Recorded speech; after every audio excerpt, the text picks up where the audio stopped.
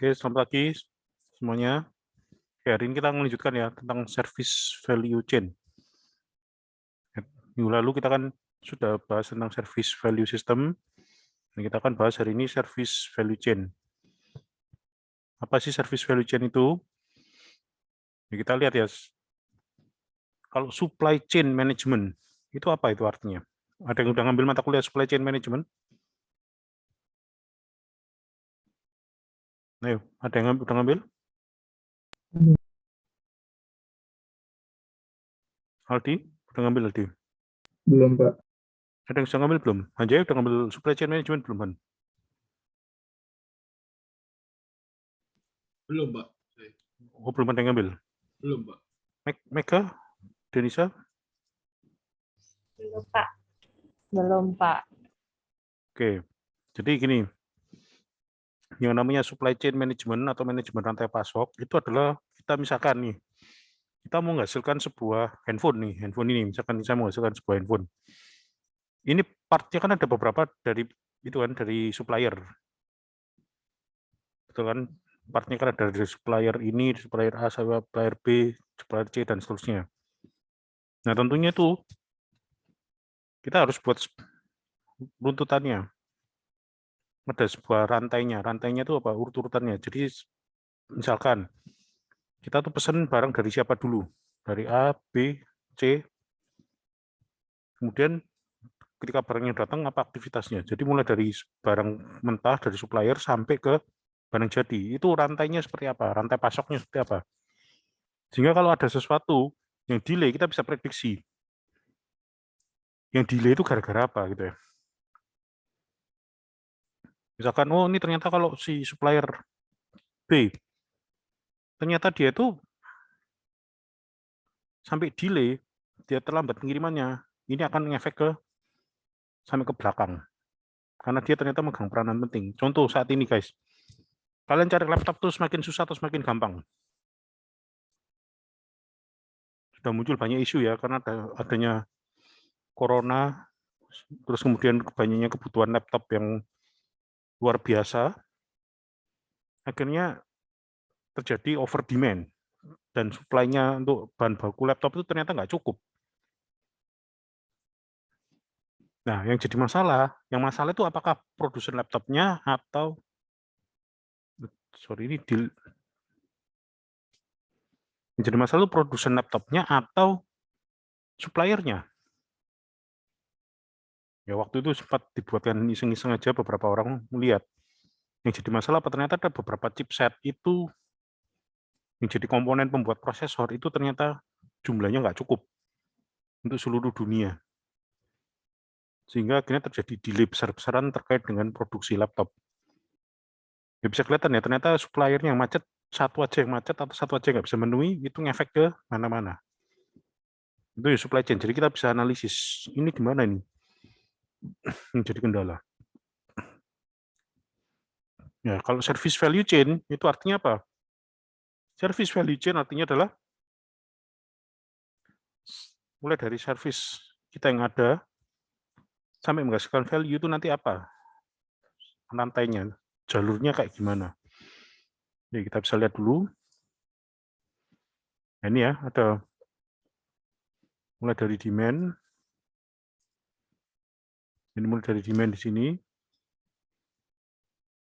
sampai akhirnya terjadi sebuah value. Jadi bukan cuma sekedar ada demand terus ada supply, tapi juga ada demand kemudian value-nya mau kayak gimana.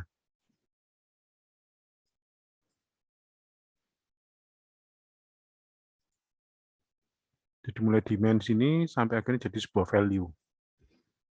Jadi jangan lagi kalau kita bisa orang ngomong service itu bukan cuma sekedar demand dan supply, tapi demand dan value. Value apa yang dihasilkan. Oke.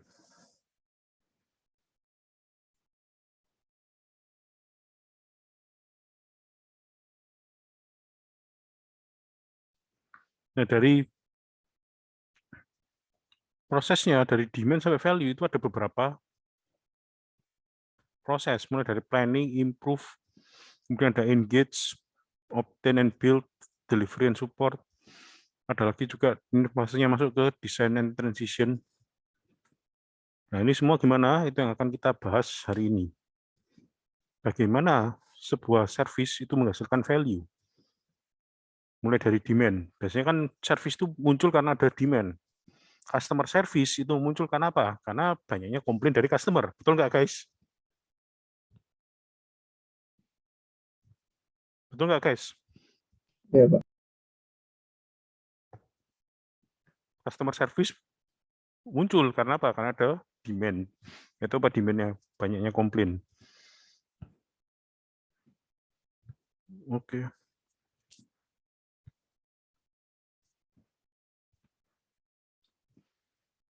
Oke, nah itu kemudian next ya.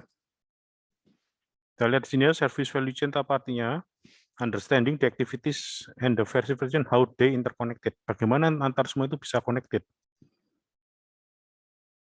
Terus interconnected-nya kayak gimana? Supaya sampai bisa menghasilkan support value stream ini.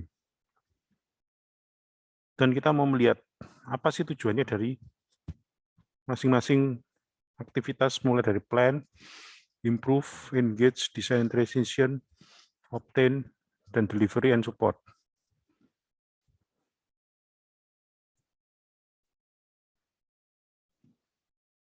Oke, kita mulai masuk ya. Oke, ini service value chain, each activity harus contribute ke service value. Contoh ini, kalian pernah tahu AirAsia kan guys? Ya, sebelum pandemi termasuk maskapai favorit ya. Sebenarnya apa yang menjadi value dari AirAsia selain dia murah? Ada yang tahu enggak?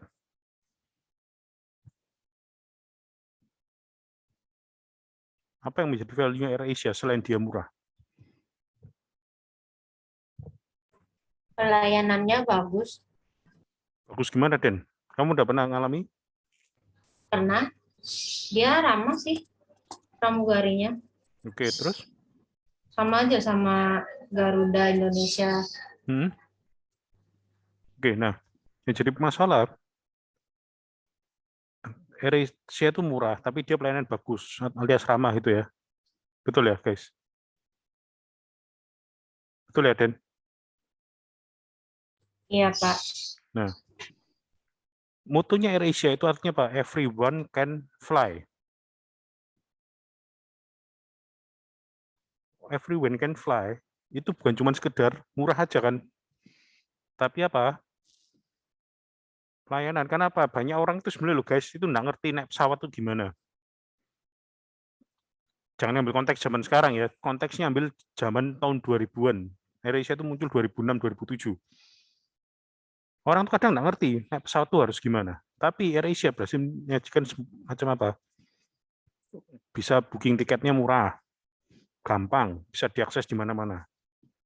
Dia juga menyajikan servis yang bagus.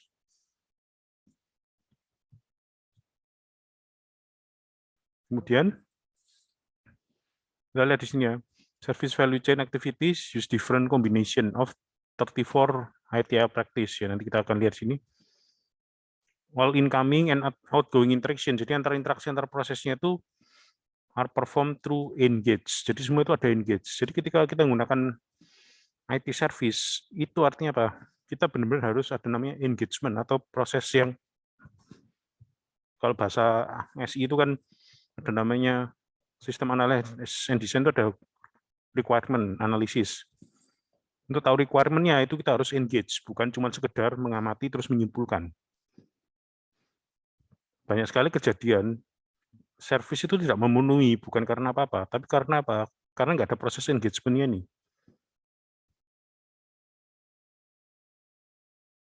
Ketika ada proses engagement, kita bisa tahu ini loh, saya perlu membuat sebuah service yang menghasilkan value seperti apa.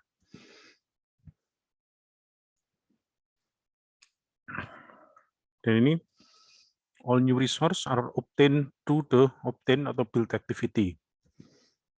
Kemudian planning at all level. Ingat ya, planning all level, perform via plan activity. Planningnya di semua level, jangan satu situ. Improvement, nah ini penting, and manage through improve activity. Terus ada integration and coordination between design and transition. Paling susah itu kalau kita ada service baru, kita mau melakukan transisi. Itu tidak mudah. Sebagai contoh itu ya, saya terakhir pertemuan kan sempat bilang, salah satu vendor mobil di Surabaya itu sudah melakukan planning. Orang kalau mau beli mobil tidak perlu bertemu sales-nya sama sekali. Itu sudah bisa, secara sistem sudah ada. Nah, transisinya gimana? Transisinya bakal smooth apa enggak?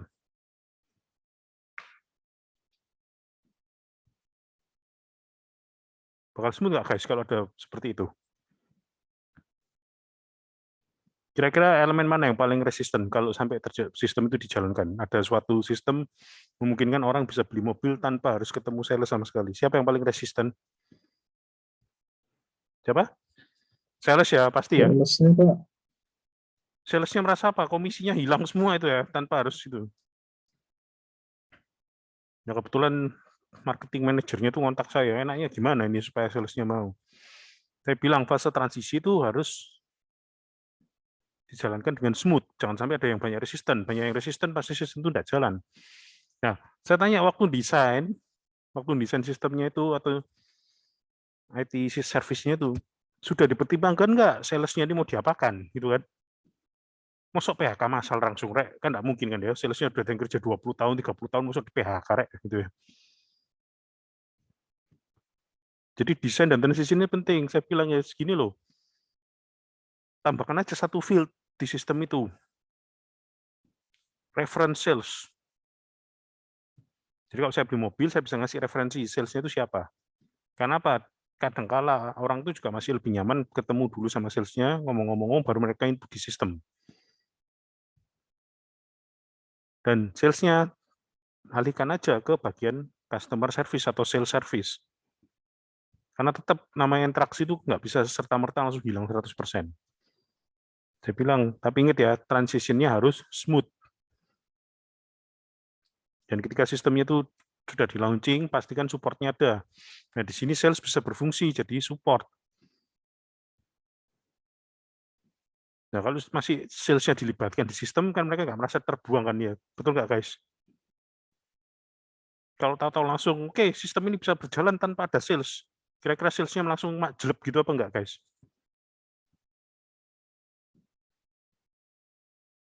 Betul nggak, guys? Halo, yang di Zoom kok diem aja nih? Betul, Pak. Jadi ini pentingnya, jadi kita ketika membuat sebuah service value, kita harus tahu chain-nya itu seperti apa. Jangan sampai kita membuat huru-hara justru dengan adanya service baru. Oke, ini kita lihat ya, ada demand. Demand itu apa? Kita harus engage dulu. Terus ini kan masuk fase planning-nya dulu, obtain and build. Kayak tadi itu, si vendor mobil tadi itu, dia engage, betul. Engage-nya sama siapa? Sama customer-nya, nggak customer sama sales-nya. Nggak melihat sales itu sisi kesulitannya apa gitu kan. Jadi engage-nya sama customer. Solusinya betul nggak bangun sebuah portal berbasis web untuk customer? Betul. Kenapa engage-nya sama customer? Nah, yang susah waktu dia mendesain juga nggak melibatkan sales, langsung customer. Waktu transition, nah ini jadi masalah. Nggak mungkin kan tiba-tiba muncul policy, oke, sales saat ini sudah tidak boleh engage ke customer sama sekali. Semua harus via web. Atau via portal, atau via apapun. Sulit, guys. Terus salesnya merasa lah, terus aku habis ini ngapain gitu ya. Nah, kalau ini transisi nggak smooth, waktu mau ke delivery and support, ya pasti bingung. Kenapa?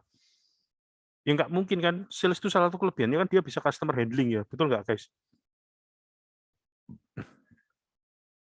Salah satu yang saya salut sama sales-sales itu apa? Mereka tahu cara menghandle customer, bukan cuma sekedar jualan. Itu sales yang baik. Nah, yang jadi masalah, kalau sales yang support ini bukan salesnya yang biasa handle customer, kira-kira bisa smooth nggak sistemnya itu? Bayangkan ya, ketika ada sistemnya itu di launching, jebret, jalan. Yang suruh nyupport orang IT tok, kira-kira ngerti nggak itu sistem jual beli mobil? Pasti jawabannya, ya pokoknya upload aja sesuai yang ada di web gitu ya, kalau supportnya tuh. Padahal kan ya nggak semudah itu. Untuk beli mobil pasti ada beberapa surat-surat yang kadang perlu dibantu. Baru nanti kalau sudah beres, bisa deliver super bagus, bisa masuk ke produk and service. Nah, kalau ini semua dijalankan dengan baik, pasti ada value. Sudah berjalan dengan baik, kita masuk ke improve. Sudah ada improve, pasti ada value baru lagi yang muncul. Oke. Maju dulu.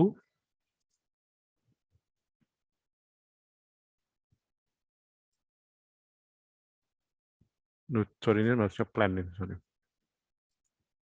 Plan itu, sorry, bukan plan ya, tapi plan.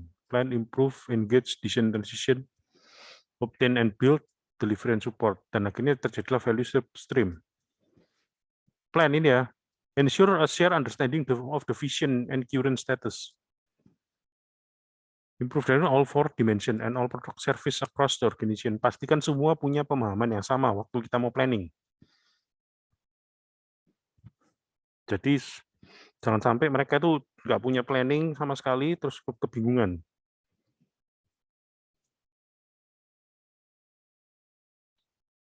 Dan ketika kita sudah punya planning, pastikan semua mengerti pastikan semuanya mengerti dan berada di posisi yang sama, bahasa Inggrisnya in the same page. Kenapa? Kalau kita punya planning, tapi semua pemahamannya juga beda-beda, pasti banyak yang resisten, itu akan berat. Jadi pastikan planning ini semua mengerti, understanding the vision and current status. Saat ini kita gimana? Kenapa kok mau diganti? Itu harus tahu semua, harus paham. Nah ini, planning kita perlu mendapatkan input, yaitu apa? Policy, requirement, constraint provided by the organization and governance body. Dan consolidate demand dan opportunities. Pastikan melalui fase engage. Dari engagement kita tahu apa demand-nya dan ada peluang apa di sini. Kalau kita cuma diem-dieman aja, guys, ya nggak ada apa-apa. Kalau kita cuma asal planning, pasti nggak akan maksimal.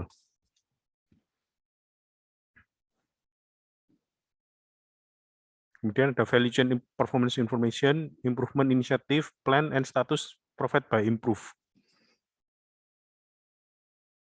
Ingat kuncinya juga perlu ada improve. Semua setelah berjalan itu selalu perlu ada improve. From design transition and obtain to build. New or change product. Jadi kadang kita nggak perlu sampai bikin baru, kadang cuma perlu mengganti saja.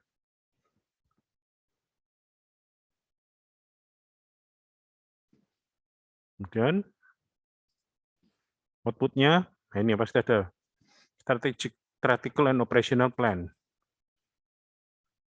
Portfolio decision, architecture, and policy are sent to design and transition. Jadi kalau kita ada service baru, polisinya dibangun, kenapa itu diambil, itu dimasukkan ke design dan transition. Feedback or improvement opportunities masuk ke bagian improve. Dan juga ini perlu ada engage. Contract and agreement requirement for engage juga.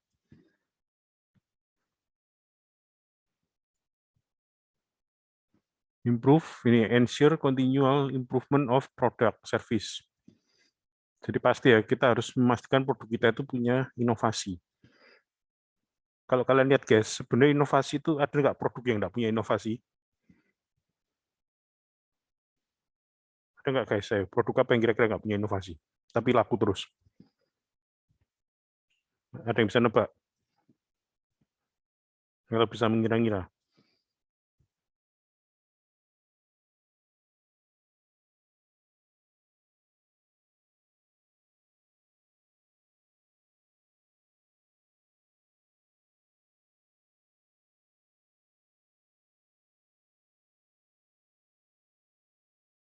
Apa nih guys? Kira-kira produk yang jarang inovasi lah, bukan nggak pernah inovasi.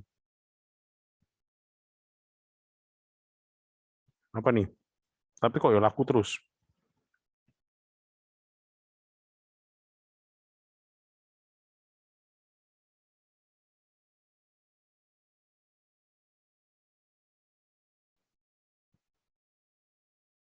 Ayo, masuk nggak tahu, Rek.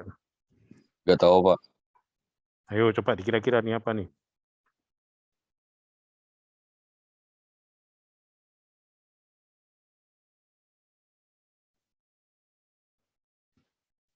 Oke, saya kasih clue. Indomie itu sebenarnya pernah inovasi apa enggak?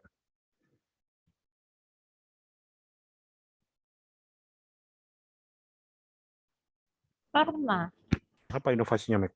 Rasa. Rasa. Sama apa lagi? Kalau Indomie goreng, pernah inovasi enggak? Kemasannya.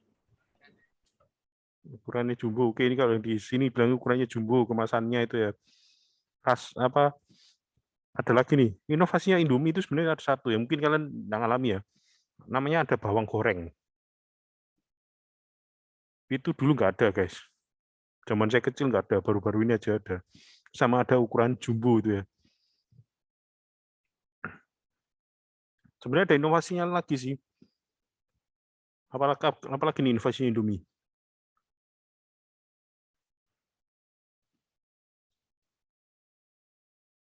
Iklannya dia melakukan inovasi apa enggak? Yang nyanyi itu, Pak. Nah, jadi Indomie itu benar, produknya kelihatannya itu aja. Indomie goreng itu terutama. Tapi dia inovasinya lain apa? Di cara penyampaiannya. Betul nggak? Iklannya juga up to date, ya kan? Zaman saya dulu waktu masih remaja atau pemuda itu ya. Sampai ada jinglenya Indomie. Kalian cari aja di YouTube banyak. Jinglenya Indomie. Itu ada. Sampai ada lagunya juga kan. Dari Sabang sampai Merauke. Ujungnya Indomie seleraku. Nah itu sebenarnya bentuk inovasi juga. Itu adalah bentuk inovasi dari Indomie.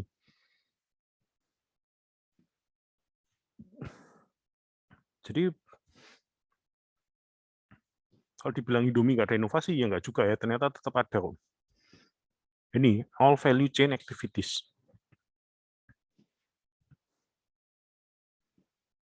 Oke.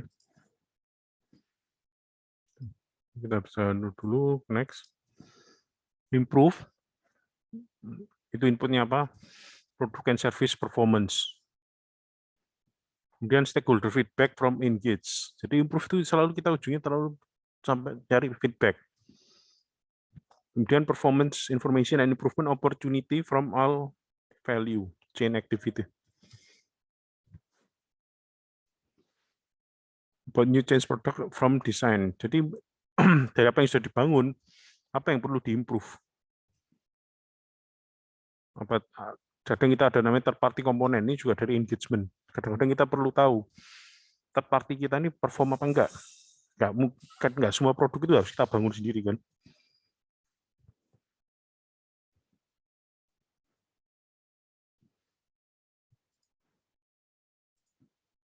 Oke, jadi outputnya apa? Improvement initiative dan plan. Apa yang bisa kita improve? Tapi ingat ya, improvement itu tidak selalu langsung dieksekusi. Tetap perlu harus perhitungan yang matang dan hati-hati. Jangan sampai justru membuat kita terlalu banyak improve sampai akhirnya nggak jelas mau ngapain. Kemudian ada value chain activities. Kemudian ada pastikan kontak yang diberikan from engage. Kalau mau improve jangan lewat dari ini. Sama ya kalau kita kerja itu namanya ada kontrak kerja, pastikan sesuai. Kalau mau improve ya jangan melebar terlalu jauh, akhirnya kita yang rugi kan. Service performance dari design and transition. Apa dari design and transition yang bisa kita improve? Misalkan waktu kemarin fase transisi fase pertama itu gagal karena ada yang banyak yang resisten. Oke, berarti yang kedua harus berhasil.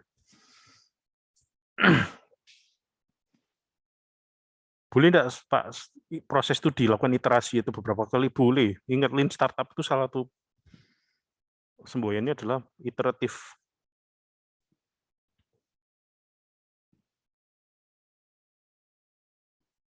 Oke, ini engage artinya apa? Provide good understanding of stakeholder needs. Ingat ya, ini artinya needs.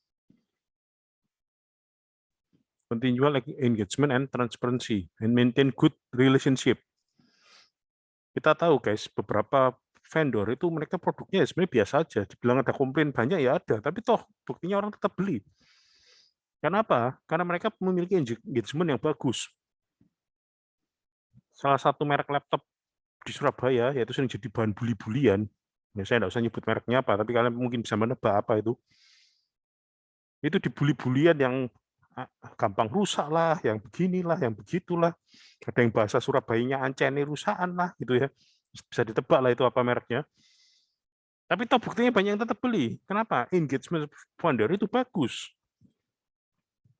Spare part-nya tersedia, ada yang rusak tinggal ganti gitu ya.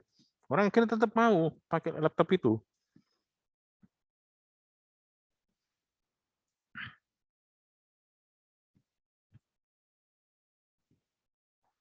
Jadi punya good understanding of stakeholder needs. Kenapa? Orang itu butuhnya apa? Kalau rusak cepat ditangani, betul nggak guys? Ada satu laptop merek Jepang, harganya mahal, tapi begitu rusak, layarnya rusak harus nunggu 6 bulan. Ya nggak kerja dong 6 bulan. Makanya bayangkan kalau punya laptop itu terus, oh iya mas, mbak, tunggu 6 bulan ya spare part-nya dari Singapura. Jawabannya, selaku DO mas, gitu ya. Stakeholder needs-nya apa? Kalau orang beli barang elektronik itu replacement barangnya cepat, servisnya cepat. Bukan cuma sekedar harganya mahal. Dan good relationship. Ketika Anda punya good relationship, customer itu by default lebih banyak toleransinya kan ya. Dibandingkan kalau nggak bisa punya relationship yang bagus dengan customer, relasinya jelek, Anda cenderung nggak punya toleransi, meskipun produknya lebih bagus gitu ya.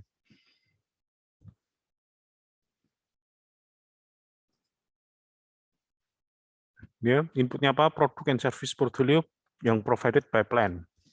Terus high level demand of service produk. Provided by internal and external customer. Kita tahu kebutuhannya apa, high level demand. Kemudian detail requirement. Ingat ya, ini ada kata detail. For service, product and provided by customer. Kadang kebutuhan customer itu setelah digali, kita bisa tahu, oh detailnya butuhnya seperti kayak gimana sih.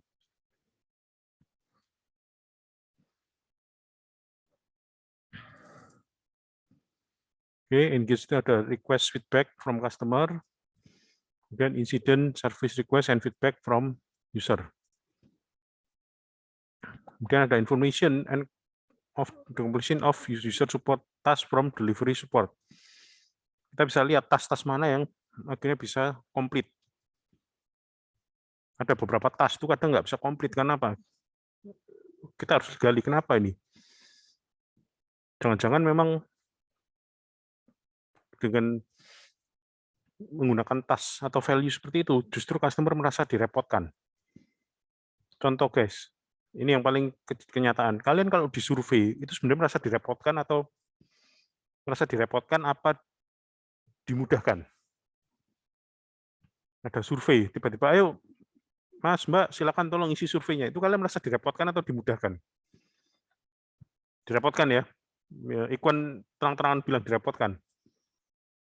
Itulah kenapa sekarang di Indomaret sama Alfamart, kalau pengen tahu customer-nya happy apa enggak, cuman pilih toh senang atau susah gitu kan ya. Cuman pakai emoticon gitu aja kan dia. Karena dengan itu customer dimudahkan. Jadi kalau kita pengen gali gimana pelayanan kita, terus kita punya task, oke, customer suruh ngisi survei, udah percaya saya itu susah gitu ya guys. Tapi buat aja, Anda senang, Anda merasa kecewa dengan layanan kami, wah itu orang cepat ngisinya. Ya itu baru bisa muncul dari apa? Engagement. Dan ada marketing opportunities dari current and potential customer and user. Kadang apa? Dari kita melakukan engagement, kita tahu ada peluang-peluang baru apa. Oke. Opportunity and feedback provided by partner and supplier. Jadi ada opportunity itu kita tahu apa yang bisa dilakukan. Contract agreement, kita harus tahu apa sih yang kontrak kita. New and change dari design and transition, and obtain and build. Kita pastikan di fase engagement kita tahu kira-kira ini apa yang jadi masalah.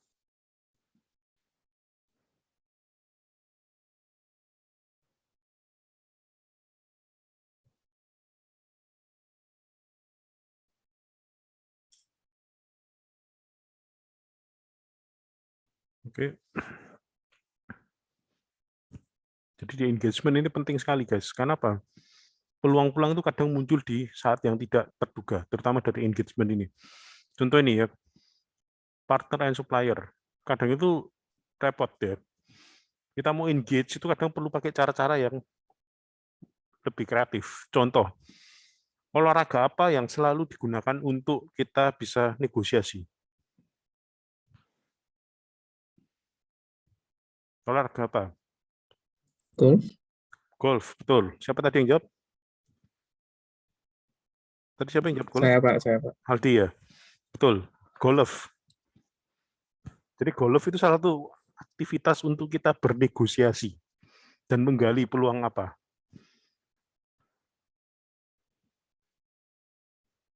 Terus, selain golf, apa lagi nih?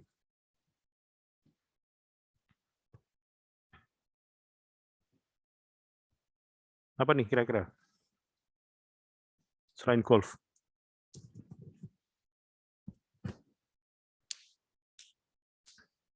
Apa nih guys?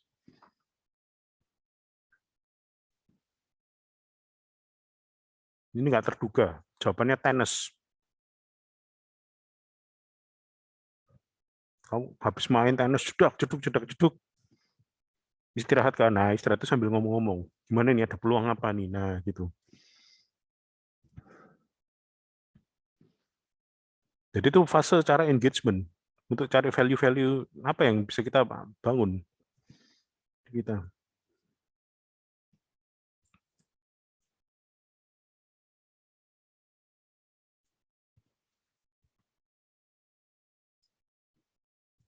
Dan third party, kita harus tahu ya, kadang third party itu adalah sangat membantu kita, dan kita harus engage. Dan ada produk dari performanya gimana nih? Apa yang bisa kita improve? Engagement apa yang bisa kita bawa agar delivery dan supportnya bisa meningkat? Oke, dan nanti ini dari improvement kita bisa lihat inisiatif dan plan-nya ini gimana prosesnya.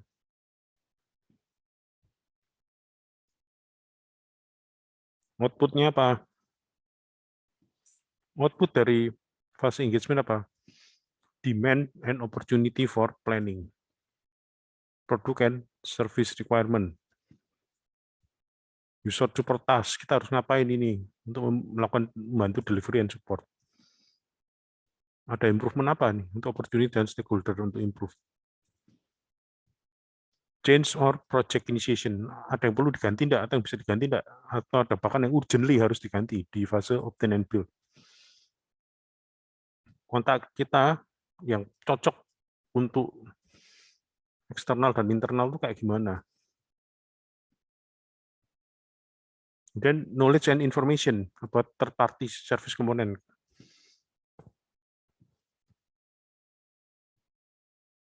Kemudian service performance report. Bagaimana performance report kita untuk customer? Di fase engagement ini kita bisa kelihatan sebenarnya di mata customer service kita itu gimana, udah bagus apa enggak.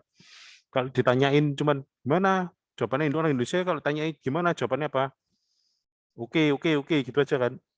Tapi langsung dibalik setelah selesai oke keluar misuh-misuh gitu kan ya. Ya itu kita harus melakukan engagement untuk kita tahu apa yang harus kita improve.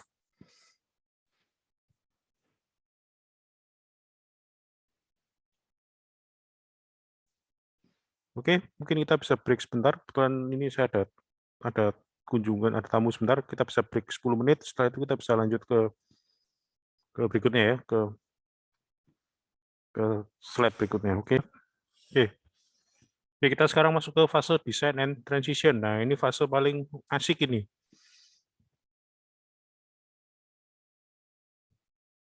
Kita mau lihat ya berikutnya apa nih.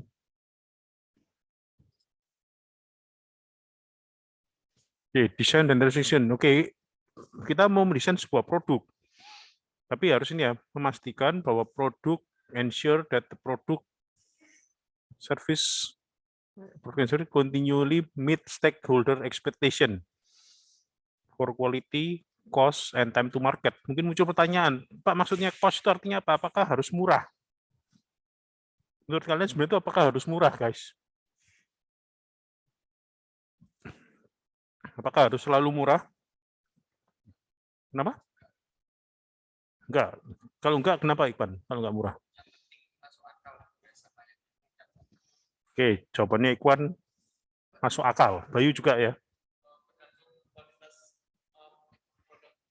Tergantung kualitasnya. Oke. Mungkin dari teman-teman yang di Zoom ada yang mau nanggap ini. Apakah cost itu identik dengan yang penting harus selalu murah?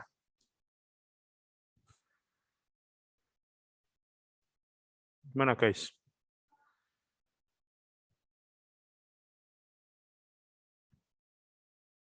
Halo? Tidak, Pak. Tidaknya gimana, Mac? Harus mempertimbangkan dari kebutuhannya dan ya mempertimbangkan dari banyak aspek. Jadi nggak cuma asal murah aja. Nggak boleh asal murah, maksudnya gitu ya? Iya, Pak. Banyak aspek tuh kayak gimana yang harus dipertimbangkan? Kualitas produk. Oh, ini di kualitas produk. Oke. Oke, mungkin dari yang lain nih, satu lagi.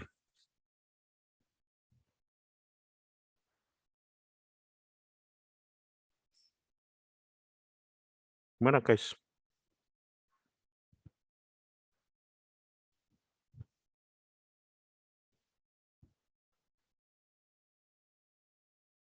Ayo, gimana nih?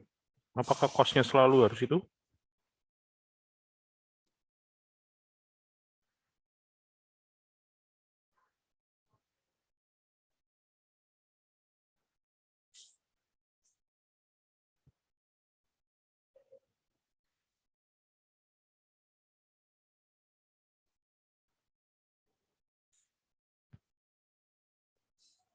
Ayo, satu lagi. Siapa yang mau jawab, ayo? Apakah cost itu selalu identik dengan murah?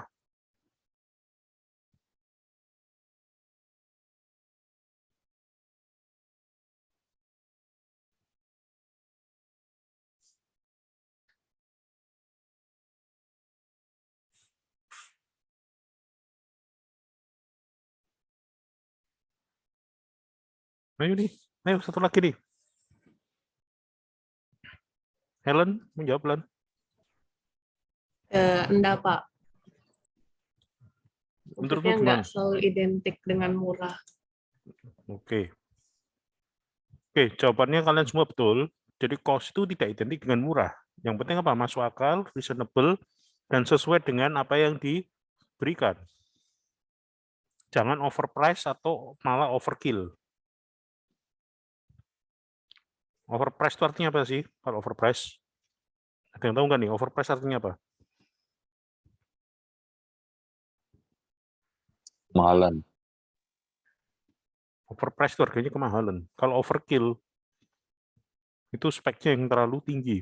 Alias kita mungkin, waduh, nggak perlulah sampai segitunya. Dan time to market, pastikan bisa on time di delivery-nya.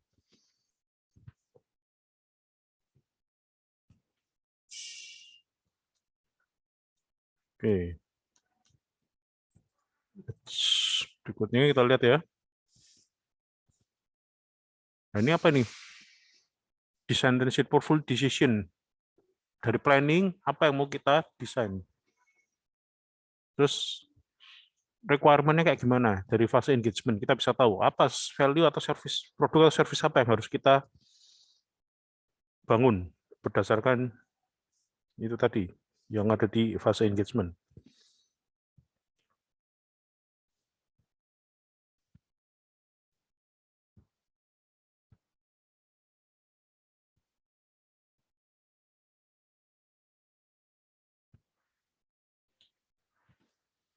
Oke, kemudian improvement initiative plan.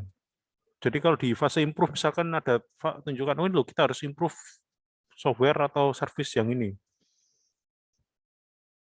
Itu bisa masuk di fase desain dan apa yang mau kita transisikan. Terus service performance information. Nah ini performance kita gimana? Apa yang perlu kita bangun lagi? Nah, third party, kadang kita masih mengandalkan third party. Dari fase engagement kita bisa lihat apa yang bisa kita bangun lagi, apa yang perlu di-improve gitu ya. Dan third party kita bisa nggak ngerjakan? Third party itu apakah aduh, sebentar. Ntar ya guys, saya tutup pintu dulu.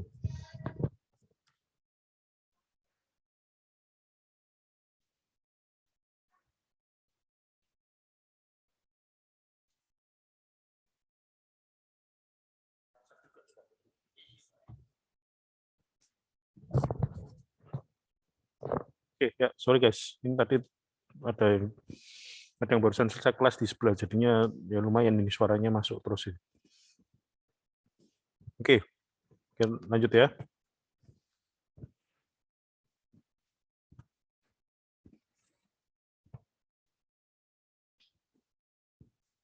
Nah, jadi third party itu tidak selalu identik dengan jelek. Kenapa? Kadang kita memang butuh bantuan third party atau pihak ketiga.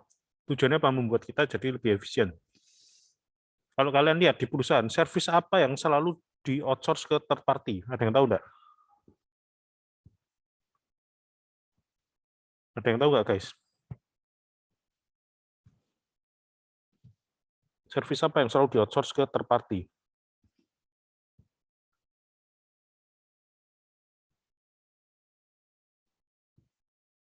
Cloud.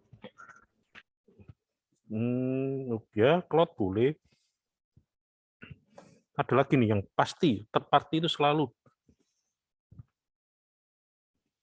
pasti ini dilempar ke third party, nggak mungkin dikerjakan sendiri oleh perusahaan.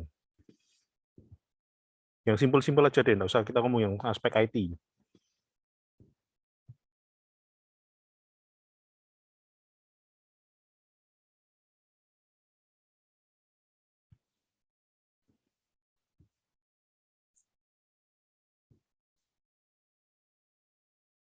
Apa nih kira-kira?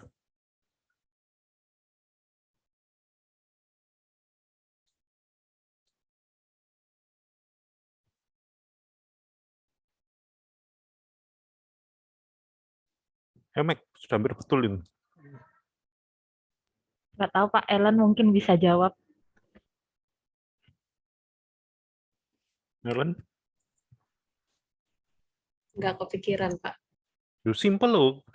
Ya paling gampang di kampus loh. Selalu ada bagian di outsource. Bagian apa itu? Masuk lupa rek.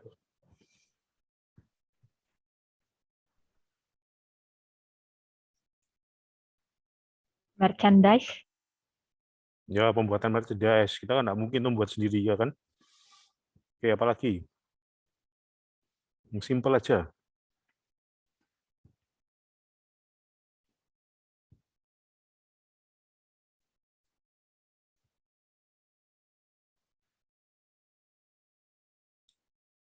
Ya apa nih? Masa pada nggak tahu? Wah, gampang lu jawabannya. Tugas kebersihan itu selalu di outsource nggak sih, guys? Kalau kalian lihat. Betul nggak, guys?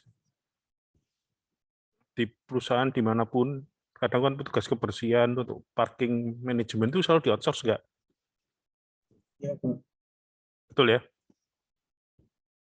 Nah, itu kan jadi third party. Nah, kalau kita di bidang IT, third party-nya tadi yang jawabannya Mega, itu misalkan bagian untuk itu, apa?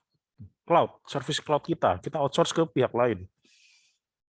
Tujuannya apa? Agar kita juga nggak perlu lagi melakukan manajemen infrastruktur kita sudah pasrah aja, yang penting ada cloud, yang penting bisa diakses, reliable, oke gitu ya. Nah, di third party ini, ketika di fase desain, kita harus punya knowledge dan information yang cukup. Contoh, Mac, kamu tadi bilang cloud ya, Mega, halo. Ya Pak. Mac, Ya, kalau Pak. kamu outsource ke cloud, kira-kira vendor apa yang kamu pilih? AWS. Kenapa kok AWS? Karena murah. Terus Mungkin murah. Ayo, masuk yakin kamu itu murah? ya apa namanya, nggak begitu sulit untuk pasangnya. Terus apa lagi nih? Kenapa kok itu? Karena yang diajarin Pak Adi AWS. Aduh, jawabannya apa ini? Kok jawaban yang diajarin tadi? Oke, tapi jawaban Mega beberapa masuk akal. Itu artinya apa? Knowledge kita terhadap third party service kita itu penting untuk menentukan di fase desain ini. benar nggak ini third party-nya bagus?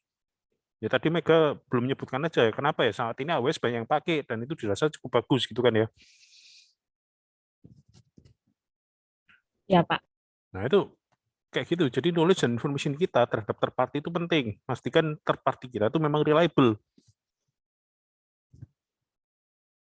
Yaitu beberapa waktu lalu guys, waktu masa pandemi. Wah, masa pandeminya luar biasa ya.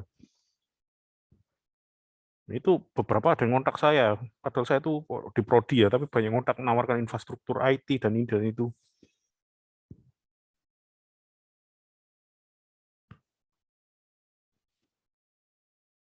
Nah, mereka menawarkan, oh, mau nggak Pak pakai sistem HR kita biar bisa manage work from home dan lain-lain dan berbagai macam lah. Mau nggak Pak sewa server di kita ini?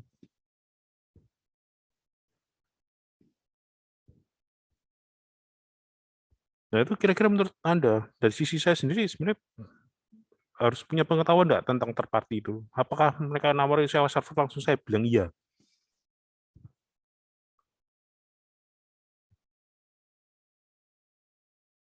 Menawari, mau nggak Pak sewa server di kami untuk hosting e-learning kita gitu ya? Ya, karena kebetulan saya memang bidang saya infrastruktur ya, saya langsung bilang, oh, maaf ya Mas, kami sudah pakai cloud nih, kita sudah pakai Azure, pakai Google juga, jadi mohon maaf belum perlu nih servis Anda itu ya.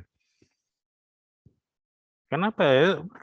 Ya kalau dicek ya guys, vendor yang nawarin saya itu baru vendor belajaran gitu ya, baru punya server berapa nawari. Ya kira-kira kalau dari sisi saya, menurut Anda semua, saya bilang iya apa enggak itu guys?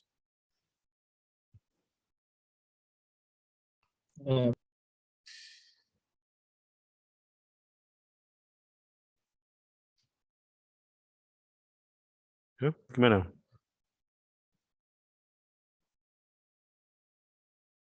Dari sisi saya, menurut Anda enaknya saya bilang iya apa enggak itu ke third party yang nawari itu?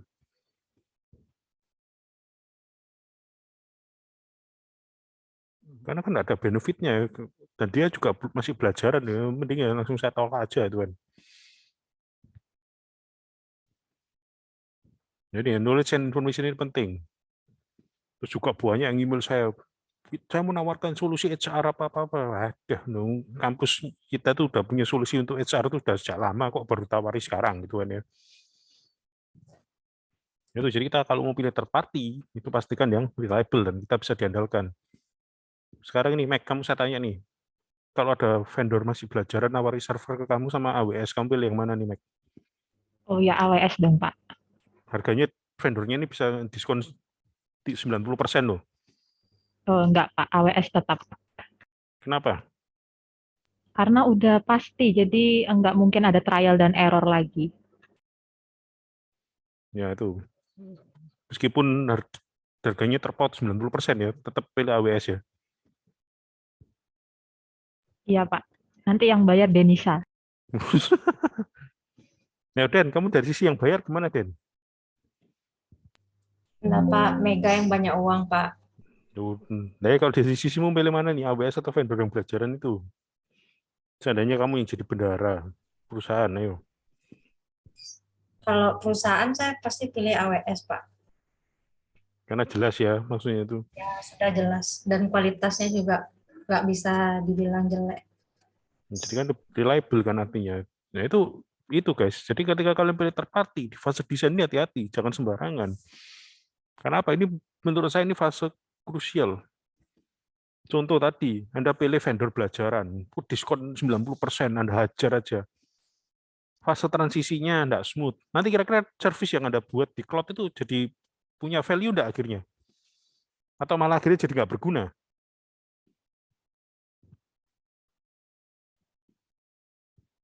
Itu waktu saya masih muda guys, tahun 2007, saya ingat benar tuh. Tahun 2007 itu saya sudah deploy Moodle. Moodle itu kan open source yang dipakai untuk e-learning kita. Saya deploy Moodle. Itu works, jalan. Ada case study saya berhasil buat jalan. Terus ada perusahaan lain tanya, minta, ayo Adi silakan masukkan apa penawaran. untuk pembuatan e-learning. Kami ingin bangun e-learning. Ya udah, ya saya masukkan aja. Ya saya sempat dibully kenapa? Wah, Anda ini kok pakai open source yang sudah jadi yang gini-gini, kok nggak bangun sendiri? Terus saya bilang, Moodle ini proven gitu ya. Stanford University saya pakai Moodle. Anda kok masih meragukan? Saya bilang gitu. No, tapi kan open source gratisan, kita nggak mau nih.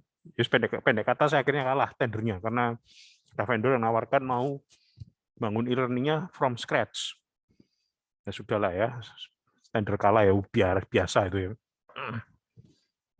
Ternyata di perjalanan waktu saya dikontak lagi. Ya Hadi, ini kalau Moodle bisa gini bisa gitu nggak? Lu bisa. Bisa gini. Ya bisa. Oh, terus karena penasaran saya tanya, kenapa? Kok tahu-tahu tanya saya gitu? Bukannya Anda enggak trust sama Moodle. Saya agak sengaja waktu itu ya, karena kesel aja. Tahu-tahu awalnya saya kalah kok, tahu-tahu sekarang tanya lagi gitu ya. Oh iya ini loh, developer saya kok saya minta gini gitu enggak bisa. Saya bilang, wah ya itu bukan urusan saya ya. Saya bilang, Moodle itu solusinya kan sudah ada dan sudah fit dengan kebutuhan Anda lah. Kenapa waktu itu Anda milih orang bangun dari awal gitu? Saya bilang, iya ini. Jadinya apa? Solusi oleh yang tadi itu apa? Perusahaan yang minta saya bangun e-learning-nya itu, solusinya yang dibangun dari scratch oleh vendor lain. Jadi tidak berguna kan? Nggak jadi kok produknya akhirnya. Jadi pun juga tidak sesuai. Awalnya menghina-hina Moodle, dibilangnya open source lah, yang beginilah, yang begitulah. Ujungnya mereka bilang iya. Kok ternyata Moodle powerful. Dia bilang, iyalah, yang Stanford udah make, masa Anda meragukan gitu kan. Jadi ya guys, ini case berapa? Knowledge and information about third party ini penting. Produk mereka apa itu ya? Terus juga ini, knowledge and information about new and change product dari obtain and build. Dari fase build itu pasti ada penyesuaian. Nah, pastikan ini knowledge and information-nya benar. Nggak semua perubahan itu bisa dibangun. Nggak semua data itu boleh di-share. Kita harus pegang teguh sama itu. Jadi waktu desain kita harus tahu mana yang boleh kita desain, terus kita bangun atau enggak. Dan di fase transisi kita pastikan desain kita juga berjalan dengan lancar, bukan sekedar apa ya, bahasanya cuma sekedar lewat gitu aja ya.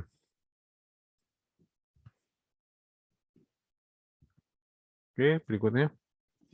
Outputnya apa? Ini requirement and specification to obtain and build. Engage, contract and agreement. Dari waktu transition, apa yang harus dilakukan? Siap untuk di-delivery dan support new and change produknya. Kita harus tahu knowledge dan information dengan produk-produk yang baru. Dan harus cari ini, improvement to improve. Apa yang kalau sudah jalan, apa yang perlu di-improve?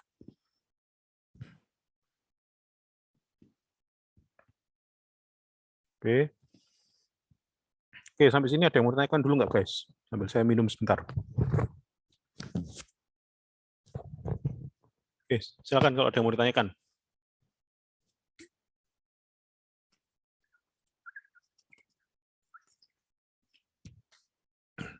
Ini yang saya jelaskan itu jelas atau kalian bingung?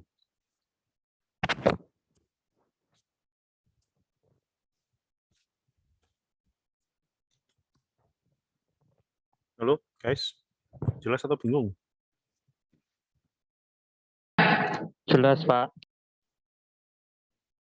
Jelas ya? Oke, kita lanjut ya. Ini yang fase design transition selesai. Nah, berikutnya ini. Obtain and build. Nah, ini fase challenging untuk dari sisi teknik. Ensure that the service component are available when where they are needed. Artinya kita nggak boleh lewat dan they meet agree specification. Jangan sampai lewat dan speknya nggak sesuai. Ini jadi masalah. Apa yang Anda janjikan harus sesuai hasilnya. Nah ini pasti ya, arsitektur and policy, provide by plan, software-nya ini apa aja, strukturnya gimana, kontrak agreement-nya, siapa yang ngerjakan, kita melibatkan pihak supplier apa enggak, nah itu semua harus benar-benar jelas di depan. Jangan sampai kita membuatnya asal jalan. Ya, saya selalu tidak terlalu suka dengan pepatah ngomong mengalir saja gitu ya. Kalau Anda lihat definisinya mengalir itu air itu dari tempat yang tinggi ke rendah atau bisa dari rendah ke tinggi. Ya, mengalir itu kan selalu tinggi ke rendah, betul ya? Nggak ada ceritanya mengalir air itu dari rendah bisa ke tinggi kan?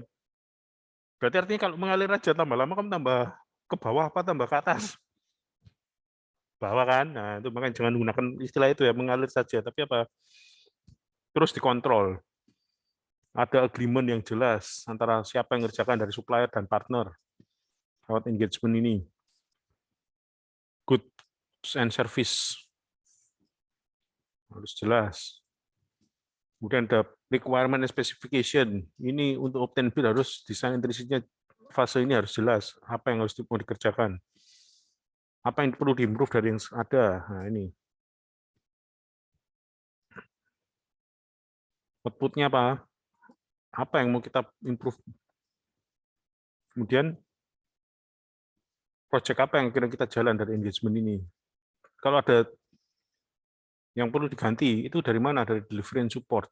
Jadi di obtain and build ini fasenya terus berjalan. Pernahkah kalian melihat software itu berhenti rilis atau service IT itu berhenti rilis?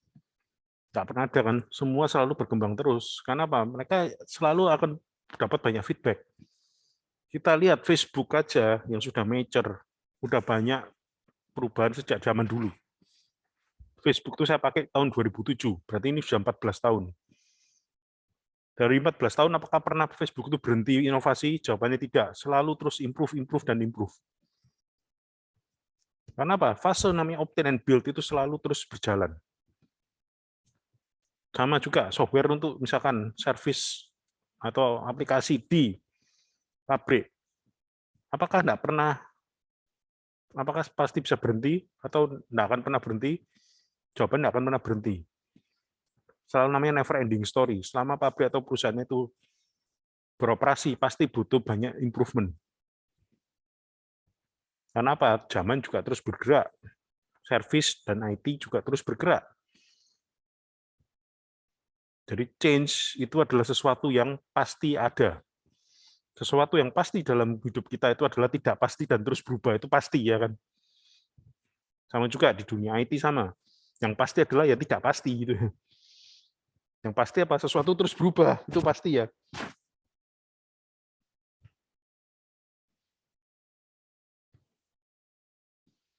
Oke, terus di delivery and support to ensure that service are delivery according to the agreed specification dan stakeholder expectation. Jadi pastikan semuanya terdeliver sama persis dan sesuai dengan perjanjian.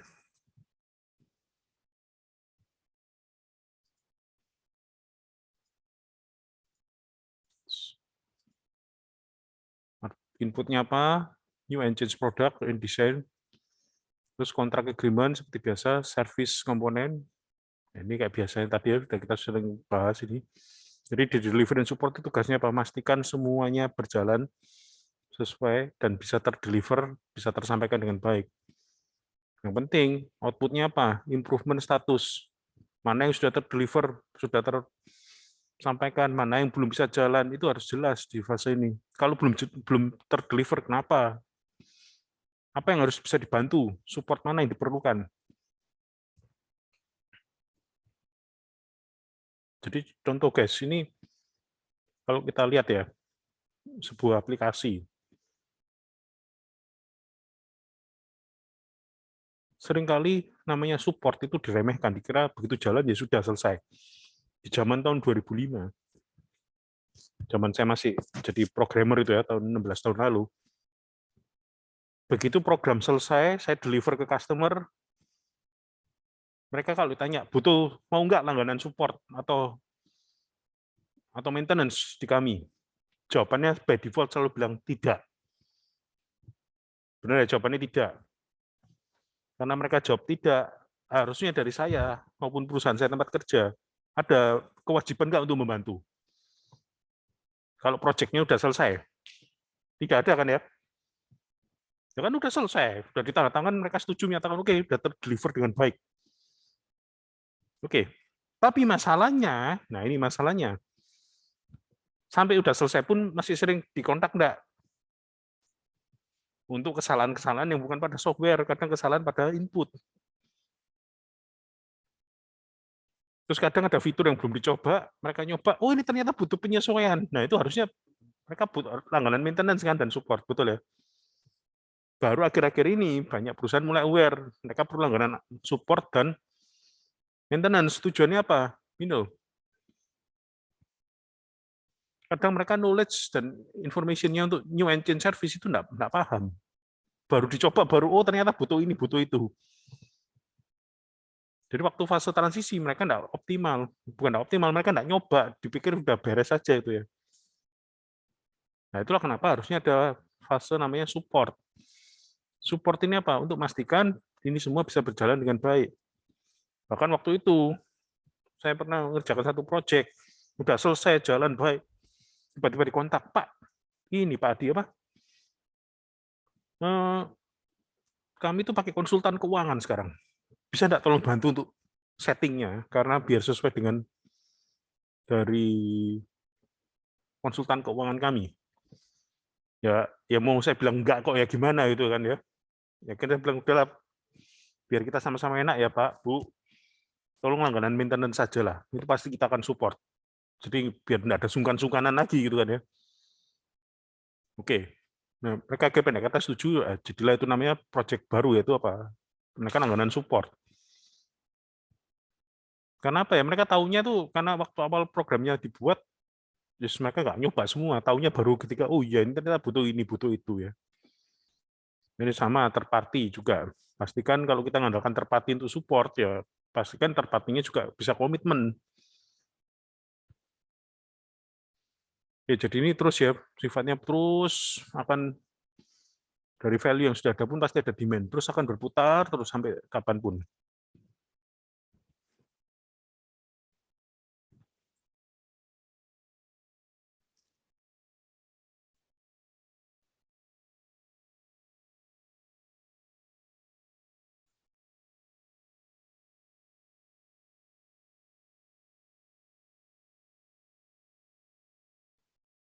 Oke. Ini ya. Deliver and support service deliver to customer and user. Information on the completion harus ada engage dan di fase ini engage dan improve. Produk and service performance ini harus dicek untuk engage dan improve. Improvement opportunity dari yang sudah ada ini apa yang bisa kita improve? Itu tadi guys. Kita itu kadang baru kepikir setelah ada produk jadi atau service jadi. Kita baru kepikir, oh ya tambahin ini bisa, oh tambahin itu bisa. Customer relationship management itu muncul. Kenapa? Ketika sebuah sistem informasi itu mulai banyak dipakai. Dan ada banyak data customer. Di situ muncul konsep customer relationship management. Bagaimana kita manage dengan customer. Jadi ingat ya, klausulnya apa? SI-nya jadi dulu, setelah itu baru muncul konsep, oh ya, gimana kita engage dengan customer. Itu yang namanya improvement. Jadi namanya improvement itu selalu pasti ada. Dan pasti muncul dari service yang kita buat. Kemudian change request. Nah, oh bisa enggak ditambahin ini, ditambahin itu pasti muncul setelah kita delivery. Sebuah produk yang sudah jadi pasti akan membuat muncul ide-ide baru apa yang bisa kita tambahkan. Jadi ingat ya, sesuatu yang pasti itu ya enggak pasti. Enggak ada produk yang tahu-tahu berhenti sudah enggak akan pernah jalan, enggak akan pernah berkembang, enggak mungkin itu ya. Kalau orang semua itu berpikiran seperti itu, sampai sekarang pun kita nggak ada yang namanya handphone, ya kan? Kalau ditanya, saya itu kan fase yang dimana saya hidup sempat tanpa handphone, cuma telepon rumah. Apakah zaman itu hidup itu baik-baik saja? Jawabannya iya, gitu ya. Ditanya apakah perlu handphone zaman itu? Enggak, gitu ya. Zaman itu kalau tanya apakah hidup teratur? Teratur, sangat teratur. Terus kalau tanya, apakah perlu kita komputer?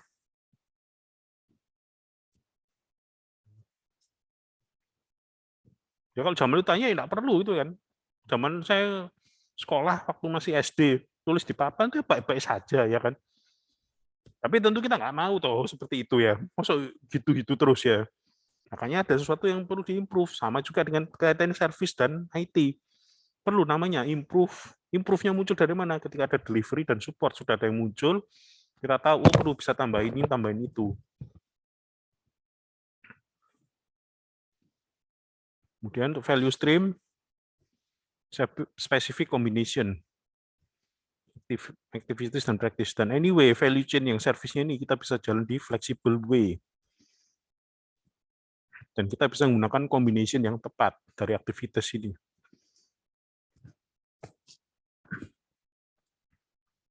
Kekuatannya apa? Pastikan interrelation-nya itu jalan dengan baik. Jadi apa?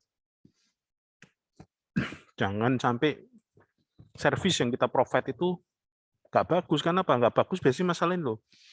Interrelationship antar prosesnya itu nggak jalan dengan baik.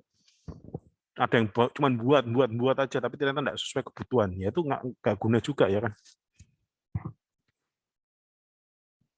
Sebagai contoh guys, Microsoft itu pas tahun 2002 atau 2003 sempat mengeluarkan tablet.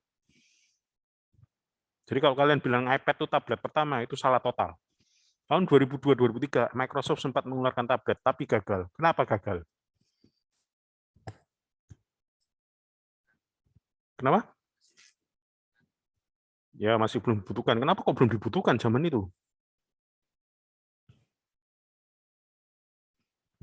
Unik ya. Kalau kenapa kok belum dibutuhkan zaman itu?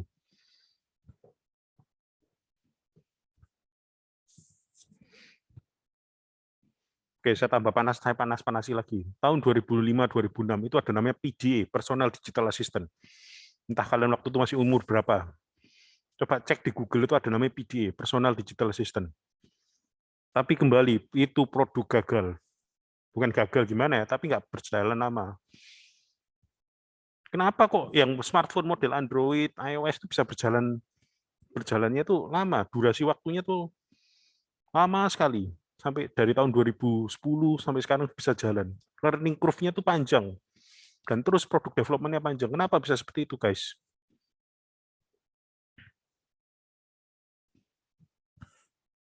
Ayo, ada yang bisa analisis enggak kira-kira?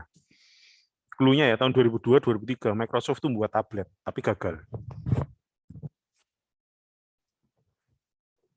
Tahun 2005, 2006, 2007, itu ada namanya PDA, Personal Digital Assistant. Lagi-lagi gagal.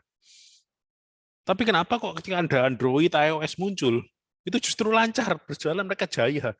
Sampai berapa tahun ya jalan. BBM juga kolaps ya kan. Kenapa bisa seperti itu? Nah, coba dianalisis. Kira-kira kenapa nih? Kalau kita kaitkan dengan service dan value.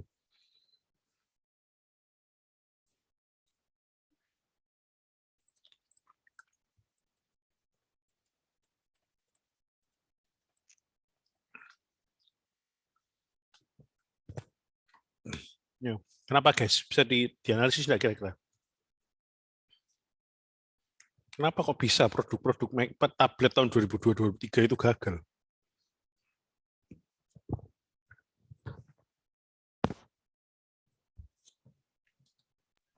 Menurut saya itu belum Pak, yang 2003 itu kan masih belum terlalu butuh gitu loh Pak untuk hal-hal seperti itu. Tapi kalau di zaman sekarang kan kalau nggak punya kayak Android gitu kan percuma Pak. Oke, ya hampir tepat. Ada yang jawaban lebih tepat, sudah nyerempet itu.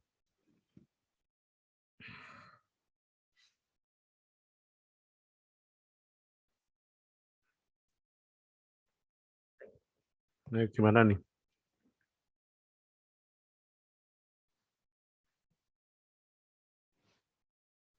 Simple. Anda paling gampang kaitkan aja. Tahun 2002 itu kalian semua umur berapa nih, Mas Ian? Apa? 1 tahun, Mbak. 2002 1 tahun. Oke, kalau 2005-2006 berarti 5-6 tahunan ya, kurang lebih mentok 7 tahun ya. Betul ya? Oke. Kalian ingat nggak di tahun waktu kalian umur 6 sama 7 dibandingkan sekarang, apa teknologi yang sangat merubah dunia? Betul, internet. Jadi guys, tahun 2002, 2003 sampai 2007 internet itu belum mature. Bahkan apa namanya paket data aja belum ada. Jadi, tablet itu berguna nggak? Ngerepoti iya, gitu ya. Saya nyatat di tablet terus nyatat di catatan harian, percuma ya kan. Tapi sejak tahun 2010 ke atas, internet sudah teknologinya sudah mature, banyak servis yang bisa dibangun lewat internet. Itu banyak bantu enggak akhirnya tablet dan smartphone. Iya, kenapa? Kita bisa connected kemana-mana kan. Di zaman itu, tablet nggak guna. Kenapa? Ya itu tadi. Nggak ada internetnya terus buat apa ya kan? Sekarang kalian bayangkan, kalian punya iPad nggak ada internetnya. Gunanya buat apa? Masuk buat main Angry Bird torek. Sama juga dengan PDA, Personal Digital Assistant. Zaman dulu itu buat apa, guys? Buat main game toh. Gamenya ngopinya juga susah itu. Nggak guna. Jadi apa? Waktu itu servis dan produk yang nggak sesuai zaman gitu ya.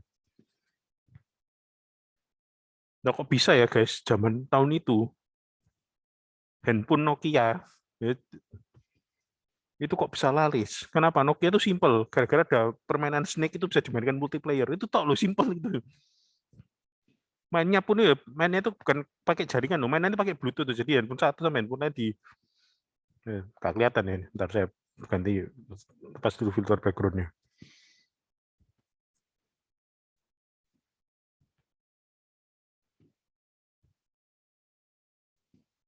Jadi guys, zaman dulu Nokia Snake itu mainnya tuh handphone satu sama handphone dua itu gini, no.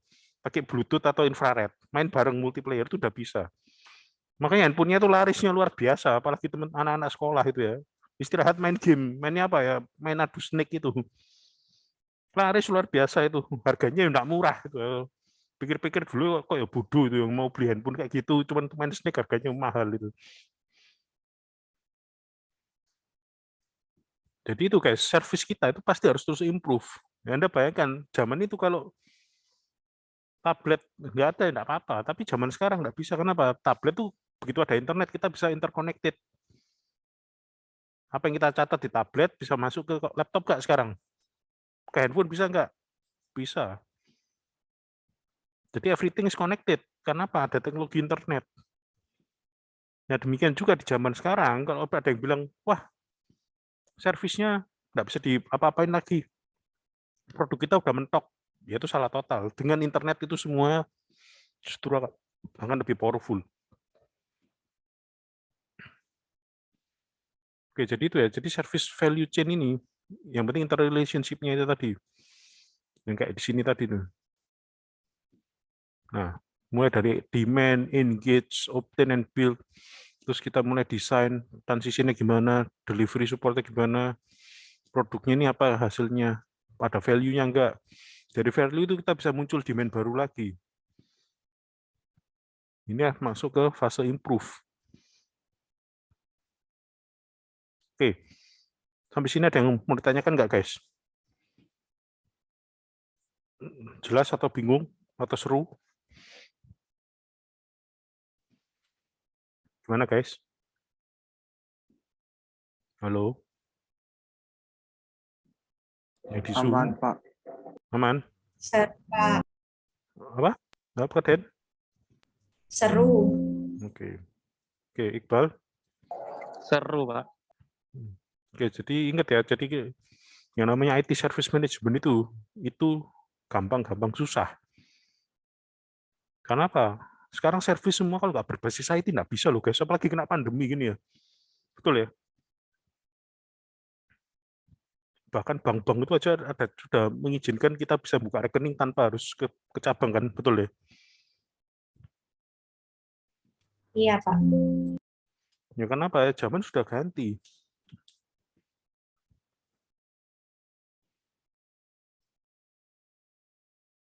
Zaman sudah ganti, tentu apa? Service ya juga harus ngikutin. Anda bayangkan kalau sampai zaman sekarang, customer service tetap pakai telepon, siapa yang mau ya kan? Terus boros pulsa, Pak. Customer service sekarang ada via WA, betul ya? Dan itu kok sesuai konteks zaman ya kan? Coba Anda bayangkan sekarang ada vendor, customer service-nya cuma telepon. Pasti kalian misuh-misuh ya kan? Bilang, nggak bisa habisin pulsa aja ini ya kan?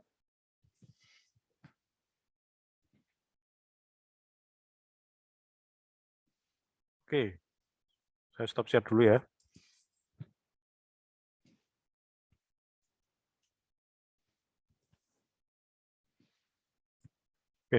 Oke, saya absen dulu nih. Oke, silakan dari yang non UC boleh mulai absen di link seperti biasanya.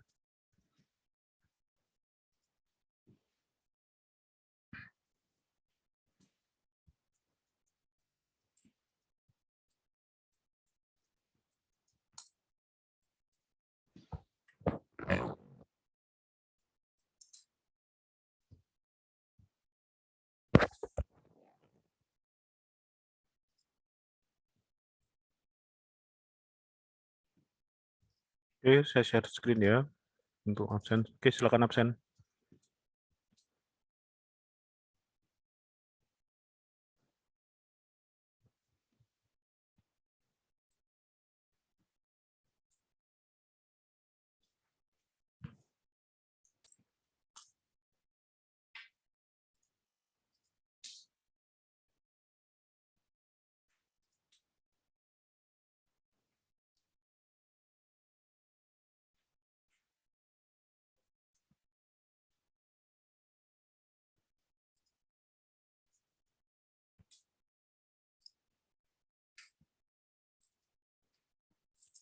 Oke, ada yang belum absen? Alex. Bentar, Pak. UC saya kelamaan nih. Dari tadi nggak open nih. Oke, Alex. Sama Pak. Siapa? Kasih, Aldi ya? Pak. Aldi, Aldi. Pak. Aldi. Nah, ini mana? Iya, Oh, ini. betul, Aldi Satria Mawar. Oke, Makasih, Kemal nggak Pak. masuk? Kemal? Kemal, where are you, Kemal? Nggak masuk. Kayaknya nggak ada, Pak. Oke.